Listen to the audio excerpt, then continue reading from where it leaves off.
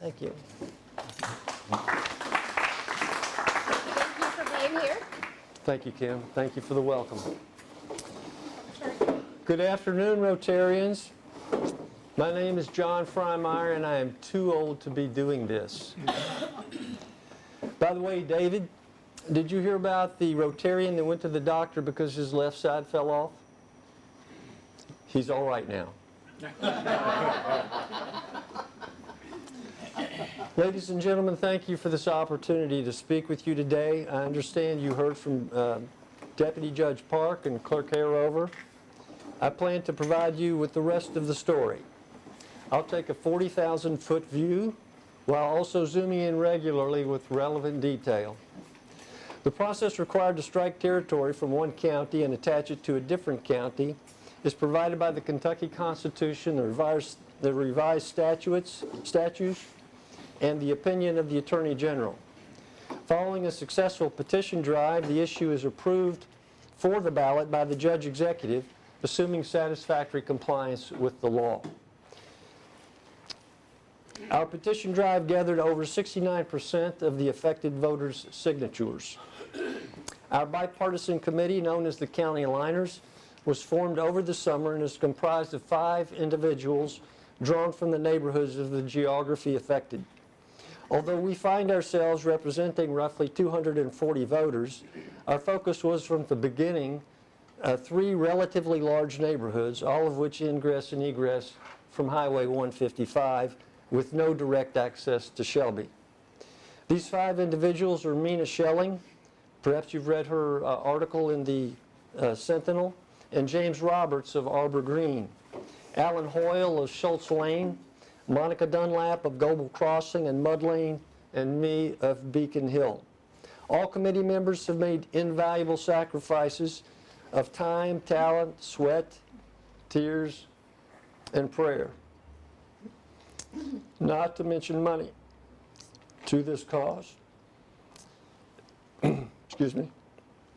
If you do not yet respect our view, we hope that you can respect our free exercise of our rights under the law, which are the same as every Kentuckian, you included. These 240 and I have met most of them are good people. They are not political people and have no training in politics, myself included. These are good citizens who have been defrauded by a broken administrative process at SSS, in our view. These are people who complied with the law in every way as required of them by local governments. And what do they want? They want to go home to Spencer County. That's all they want. For most of my neighbors, nearly all, the April 23rd letter from Tony Harover came as a shock. Some of them thought it was a joke. Few had any idea that our neighborhoods were within Shelby boundaries. How could that be? The plats and deeds were recorded in Spencer. The surveys say Spencer. The kids in these neighborhoods attend Spencer schools. Police, fire, and ambulance were provided by Spencer. Taxes were paid to Spencer. These neighbors were legally sold Spencer homes. By legally, I mean they did what the government required of them at every step. The larger point is the government, having derived its own benefit from its tacit agreement with Spencer regarding this territory in question, now wants to pull the rug out from under these homeowners. So I called the State Board of Elections to ask why this change and why now. I spoke to a lawyer bureaucrat with the SBE, Taylor Austin Brown. The SBE, that's the State Board of Elections. He said, it's the law. I said, Taylor, it's been the law for a long time. Your answer is not an answer. The question remains, why this, why now? He said, there's a new sheriff in town. His words, I quote. He explained, imagine you had drug traffickers in a county and the local sheriff didn't enforce the law. They were free to do business. Then a new sheriff gets elected and enforces the law, making arrests and putting offenders in jail. The law must be enforced. Now, we can agree about that, can't we? Said Taylor. I said, Taylor, we can agree that yours is not a very good analogy. These people, my neighbors, followed the government requirements all along the way in purchases of their homes, in enrolling their children in schools, and paying their taxes to what they were told was a proper governing authority. They have not broken the law unless the government required them to do it, and about this they did not know. The government never told them, nor did the government require anyone to tell them any laws were being broken. The realtors, surveyors, lenders, appraisers, and other servicers were perhaps complicit. But what could they do? They were powerless as well. And Shelby government knew the entire time and did nothing. Nothing.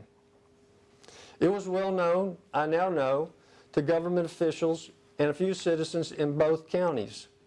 But the arrangement apparently worked for Shelby. They clearly didn't want the obligations of providing services to these neighborhoods, and while in Shelby, they were also remote from Shelby. There is no direct road access from Shelby to these neighborhoods. Road infrastructure does not support this affected geography as a part of Shelby. When the Kentucky government drew these boundaries 200 years ago, they had no idea what future infrastructure might be. The locomotive was only recently invented. There was no substantial rail system. There were few roads. The automobile was a distant dream. As an aside, Kentuckians need a process to update our governance based on changes over time. Fortunately, the Kentucky Constitution and the KRS have a process for this. So along comes the State Board of Elections rushing hurriedly ahead of primary election day to make a change to voter rolls. This they did only 3 weeks before the primary election. Why this? Why now? KRS 117 informs us it was illegal for SBE to alter the voting precincts between the filing date and primary, which would have been between January and May. The SBE has no authority to order movement of a voter roll. The county clerk has no authority to move a voter roll. That can be done only at the request of the voter. But by doing what they did, they also circumvented KRS requiring notice to the affected public 45 days before an election. If there were any laws broken, it was done by and at the behest of the State Board of Elections. The government can break the law, but not the people, according to the government. We now have government of the government, by the government, and for the government. The people be damned. Ladies and gentlemen, these few, perhaps 240 voters, are not your enemy. They want nothing from you but to have our contractual arrangements honored and to be a good neighbor and to be left alone to live a quiet life. This committee of county liners and these few we represent are not political people, I say again. We know something of business, of church, of our local schools, and good friendships with neighbors. But of government, we all, every American, seem more and more estranged. Again, the question begs an answer. Why this? Why now? Having asked and been given no reasonable answer, we are left to conjecture. What should have been Shelby's reaction to SBE? Tell the SBE to go pound sand. That is what Jefferson County did. Above all, don't harm the people. The people did not create this problem. SSS, that is Shelby government, created this problem by use of a decades-long practice of denying approval of applications made to develop these areas and referring them to Spencer. So Spencer authorized all inspections related to the developments, inspections for plumbing, electrical, septic tank, and perhaps more. Spencer recorded the plats, deeds, mortgages, registrations, and in every way provided effectual government services to a population that Shelby government, by its actions, made clear it did not want to serve. And who could blame Shelby? These areas were substantially undeveloped and provided limited tax base. And as I observed earlier, even though these areas were within Shelby, they were also remote from Shelby. It would be expensive for Shelby to provide services to neighborhoods 6 to 8 miles from the county line, if such services include police or school bus. And frankly, even now, Shelby doesn't want to provide these services. Oh yes, Shelby wants the money provided by the tax base of which Shelby denied development decades ago. The government wants what it can to wring out of us in money, but doesn't want to deliver these services. How do we know this? Recent incidents of robberies at Schultz Lane and Beacon Hill resulted in calls first to Shelby police, who told our neighbors to call Spencer. When Spencer was called, our neighbors were told they no longer lived in Spencer jurisdiction. Call the state police, they were told. When the state police were called, they asked, was there any bodily harm? No, was the answer. The state police said they weren't coming. The point is that Spencer police no longer had jurisdiction. Shelby police had jurisdiction. Have we been contacted by Shelby police to assure us this won't happen again? We haven't. This means we get to pay all the same taxes that other Shelby Countyans pay, but receive grudging service. Government of the government, by the government, for the government. These three neighborhoods, moving east to west, are known as Beacon Hill, Arbor Green, and Schultz Lane. The largest by land area and population is Schultz Lane, comprising roughly 350 acres. Altogether, the three make about 408 acres. There are also a few households, perhaps 3 or 4, perhaps fewer, along Hochstrasser, which are part of our initiative. If any of you would like to tour this area, please call me and I will make time for it. My phone number is 502-649-7099. The process required to strike territory, that is the legal language, from one county to attach it to a different county is provided by the Kentucky Constitution, revised statutes, and the opinion of the Attorney General as mentioned earlier. After approval of our petition, our initiative was approved for the ballot. Now came what turned out to be our greatest hurdle, getting the ballot language right. We submitted a number of different iterations to C.A. McIntyre for her consideration. She rejected them all. She said they were all too pro-Spencer County. She followed that with writing her own ballot language, framing the question as a surrender of territory, and I quote, "Do you agree that Shelby County should surrender approximately 925 acres of land to Spencer County?" Now, if that is not language leading the voter to a no vote, then leading questions don't exist. As you may recall, leading questions used in a court of law are subject to objections that most often are sustained by the presiding judge. In fact, the question is so one-sided it begs a no vote. Who among you wants to surrender? Let's see the hands. No one? No hands? No one. Of course you don't want to surrender. Nobody wants to surrender. I don't want to surrender. The question as written by McIntyre is incendiary and entirely unethical. Of course, McIntyre will have some future campaign for office during which he can crow about beating the asses of those county liners. Or if not that, then hired into a job with the Frankfurt bureaucracy criminal cabal. Her reward for doing the bidding of the SBE, one component of Kentucky's own version of the deep state.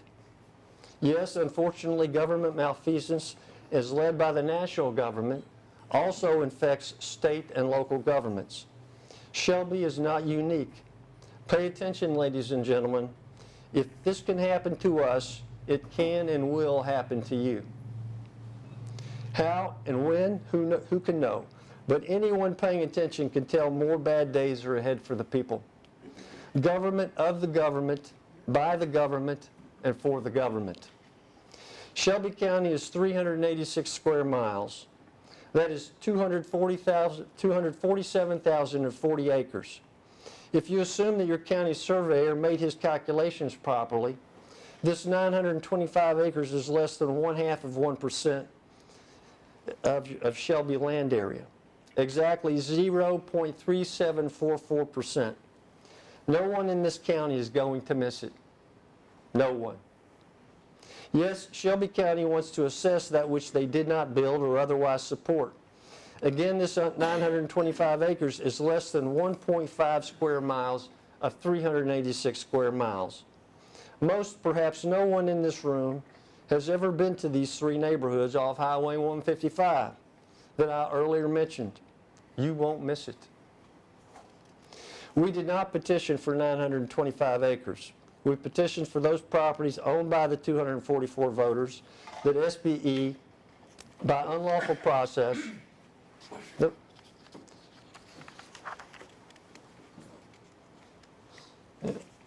SB, oh, my pages are out of order. Oh, my goodness. Well, we'll just have to come back to that. Shelby now suffers under onerous and confiscatory taxation regarding real property. 1.15% is a very high rate. The county liners' tax rates increased by 15% as a result of SBE's edict. Now, I know you're already paying that, and you don't give a hoot that the county liners have to pay it too. But get this, Shelby County is the sixth heaviest taxed county of Kentucky's 120 counties, following Oldham, Fayette, Boone, Kenton, and Campbell. Less taxed than Shelby residents are the residents of the following counties: Jefferson, Warren, Christian, Davis, Henderson, and Madison. Now, those are prominent counties in this state, and I hope you'll know where they are, what's going on there, and if you don't, please ask me. I'll talk to you about it. Shelby is 20th by population and 39th by land area. One might conclude that Shelby government is inefficiently run. Look, Shelby is a county with a lot going for it. It is a beautiful and large land area. It has great people. It has a major interstate running through it with 4 exits, good industry, great roads, and a relevant downtown district. I encourage the people of Shelby to rein in the government, return to a competitive tax schedule, and recruit better candidates for your next election. You deserve better in all these matters. You are a good people. I'm told by prominent Shelby citizens that several of your magistrates are not qualified to make decisions about the issues brought to fiscal court. Now, I'm not well enough informed about this to have an opinion. I don't know. I'm just relaying information. I recently called all magistrates and left messages inviting them to lunch on me so that I could share the experience of this county line community. Only 2 accepted. You have 7 magistrates, and you probably know who the 2 are. I'm not going to tell you their names for fear of, lashback against them. But no one should think ill of them for meeting with me. These 2 alone had minds open to hearing the other side, and I dare say that each may have learned something from it. But are they voting my way? I'm pretty sure they're not. That isn't the point. The point is they knew what to do when an invitation was offered in goodwill. You need more like these 2 and others who will work hard to get tax rates down while seeking efficiencies in county services. And above all, having an open mind or a sense of curiosity, or are lifelong learners, or other quality character traits that make them affirming of people, even those they disagree with. This rate at 1.15% is simply outrageous and turns a man into a lifelong renter. The problem demands your attention.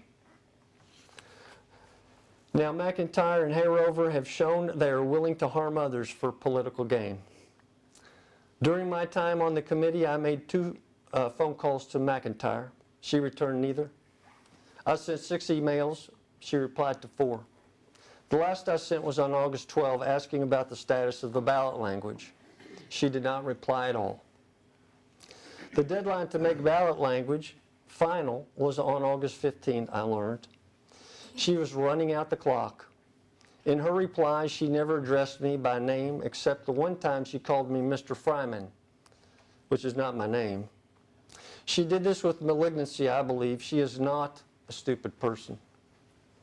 But to call me by name would be to humanize me, and she couldn't have that. To be clear, I am at this time as much a Shelby Countian as any residents in this county and have the tax bill to prove it. More on Taylor Brown, the lawyer bureaucrat, who recently responded to Mina Schelling's argument placed side by side with Tony Harrover's argument on October 17th edition of the Sentinel News.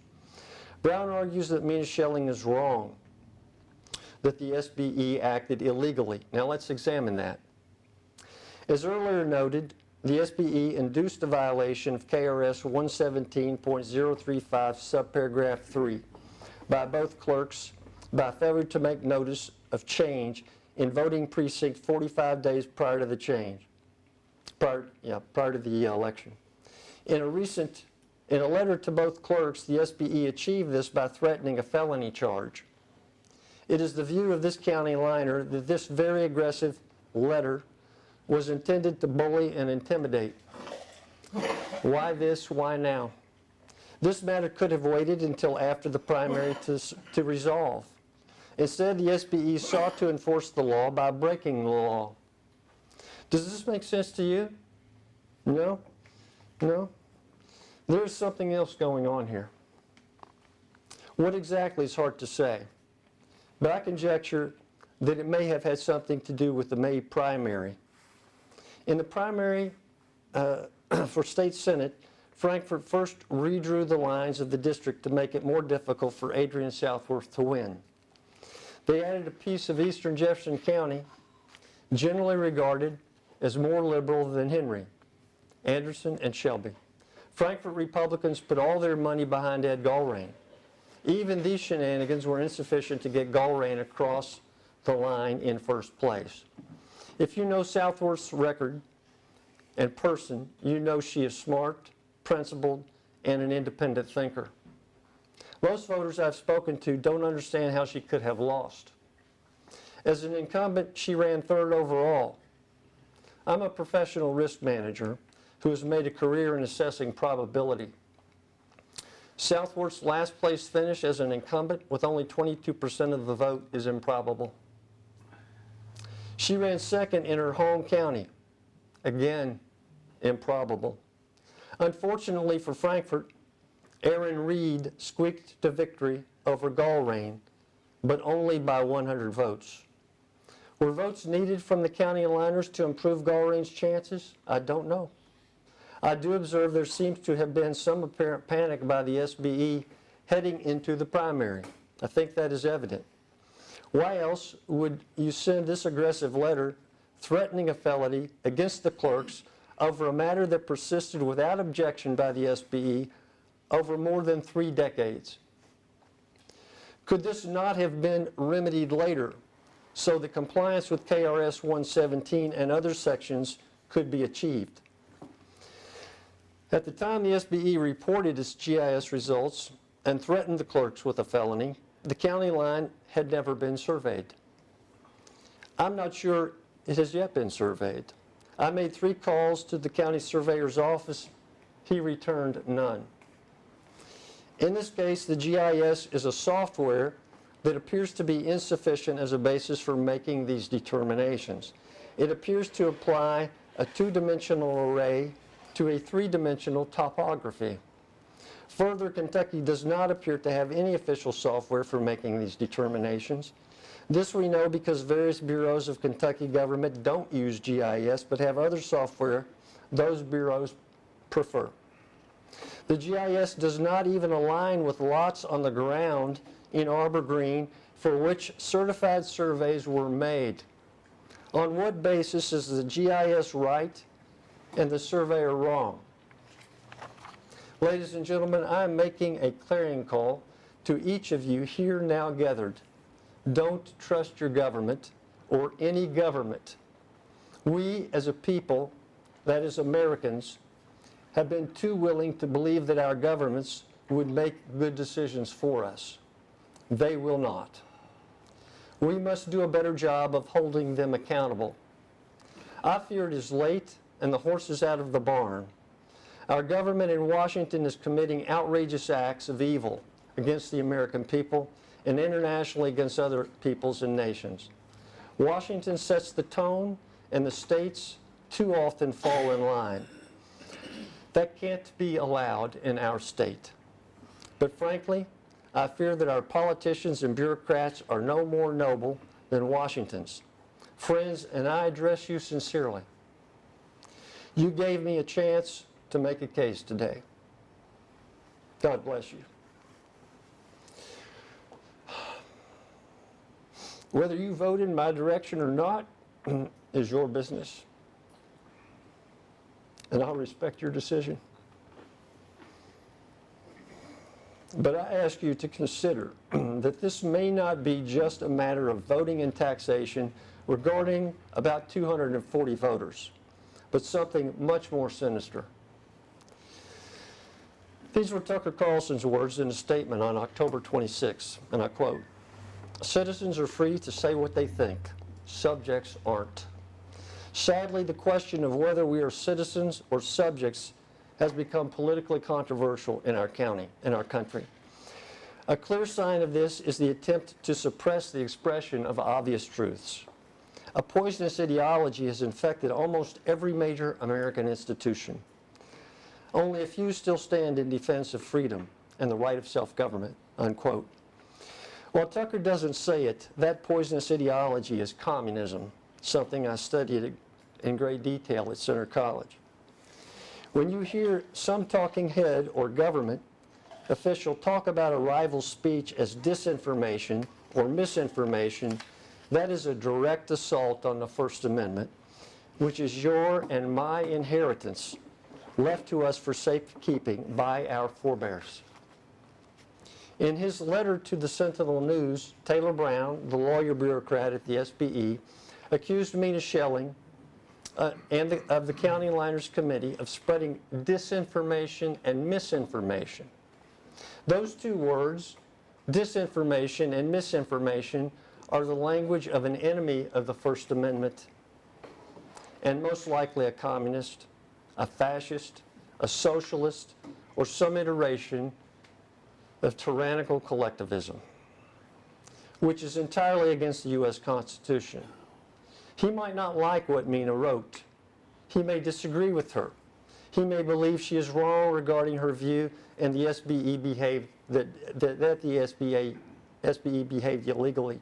That is entirely his prerogative, both as a citizen and a public servant.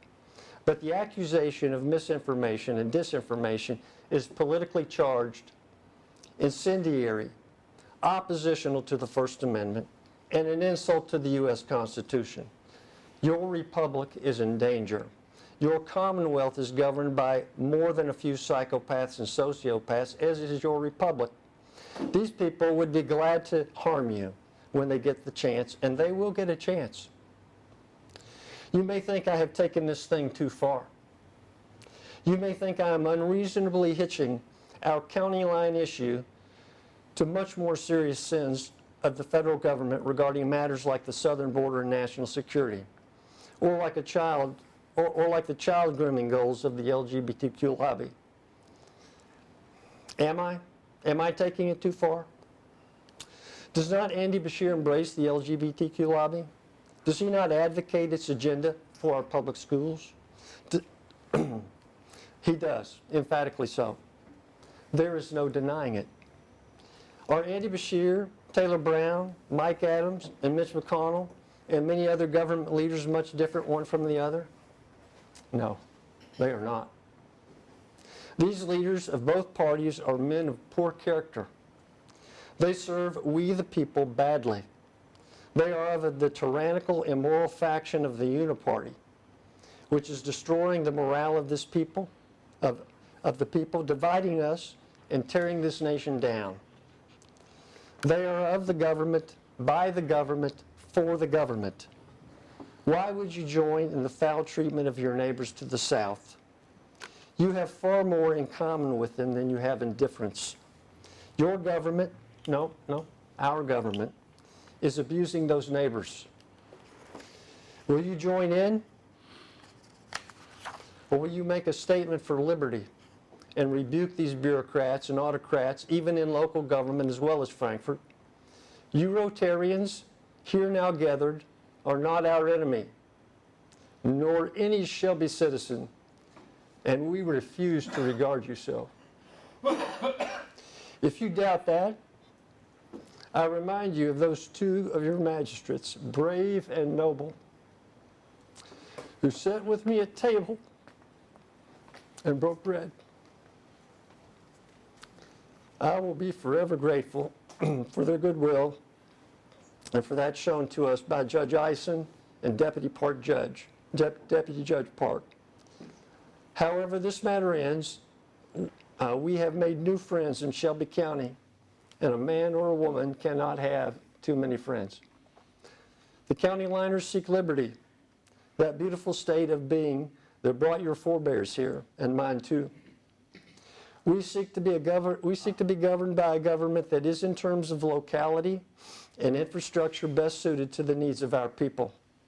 Please join us on November 5th in a vote for life, liberty, and the pursuit of happiness. Please vote yes on the county line. Thank you for your open minds in hosting me today.